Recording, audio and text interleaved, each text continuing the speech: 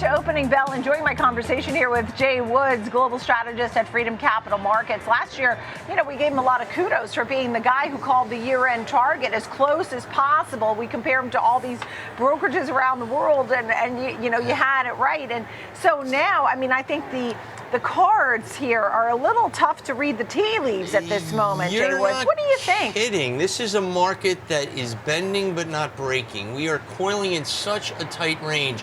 And then every time you think, okay, maybe this is going to break the market, we withstand it. It started with Venezuela, then we went to the SCOTUS ruling, now Iran. But this range feels as if something's going to give. Will the floor crack? It feels more that way to me, that we're due for a 5% correction in the S&P 500. Had it already in the NASDAQ, living through it now. So yes, I still trade this market with caution, and I just look for pockets of strength, because to come up here all bullish and rosy, given the backdrop of what's going on right now, it's tough to do. Earnings have been great. We have that going for us, but look at Broadcom. Broadcom's already starting to fade. I don't have a live update on it right now. It was up 4.7% before. But what's interesting, as you talk about the potential, and right now it's up 2.6%.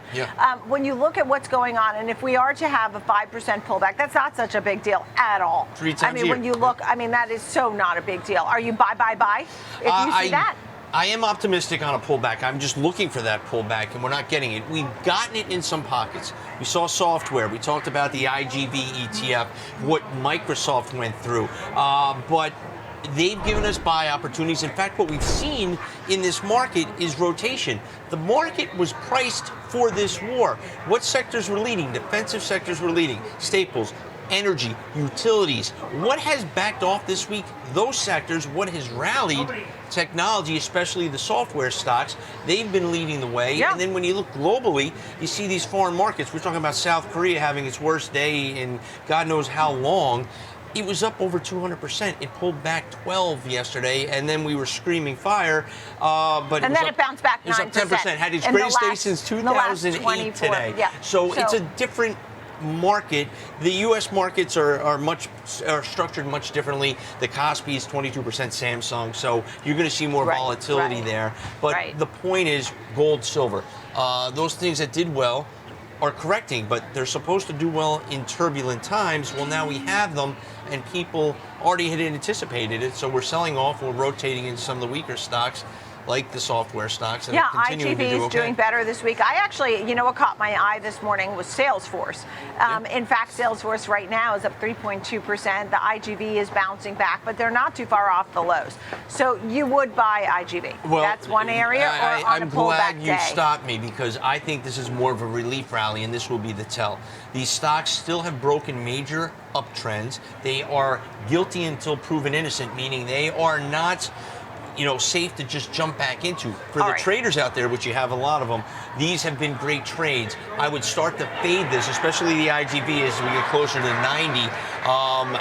But those that bought, if you see this nice rounded top and you go back even more time, we held a key level. Now the question is, will we get that full recovery? I don't think we will. We used to have a segment, right? Trade it or fade it. Trade it or fade it. Trade it or fade it. I'm fading the rally in these software names. Okay, what are you buying? What am I buying? How about metals? Right now, I'm just kind of sitting on the sidelines. I've sold some of my energy positions. Not all of my ExxonMobil. And you took some profit? Is that why? With oil at $78. And this is very tough, because I've seen the ball clearly, and right now the market is not giving us that sign that it's all clear. I do not think that this is the beginning of a bear market. We are still in a cyclical bull market, but we're in that resting phase with a little angst that could cause us to sell off. We haven't had the catalyst to go higher. We went through earnings season. NVIDIA didn't do it.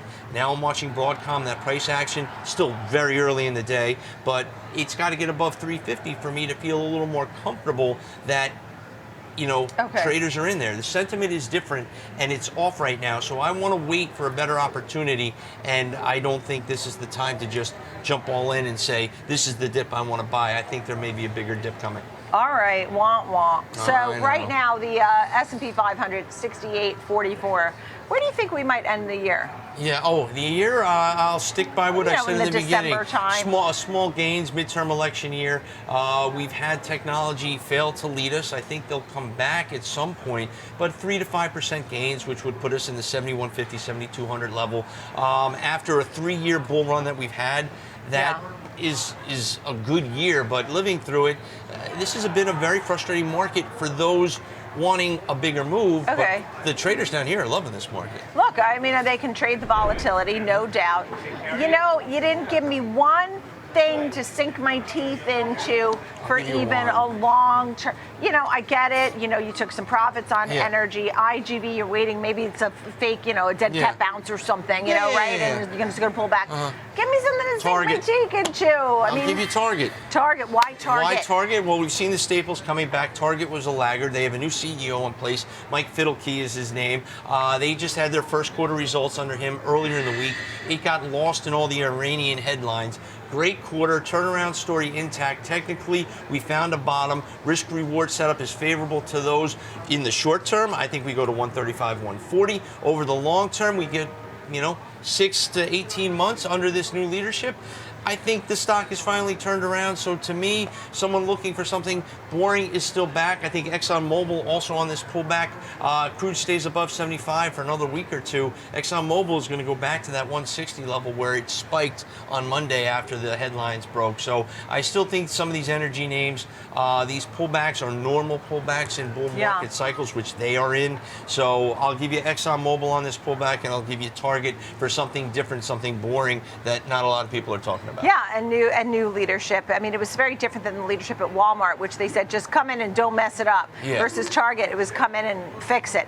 And Target now at new 52-week highs recently, so you're on that upward momentum. Jay Woods, great to see you. Really appreciate it. Thank you, Jay Woods, Freedom Capital Markets. Good to see you.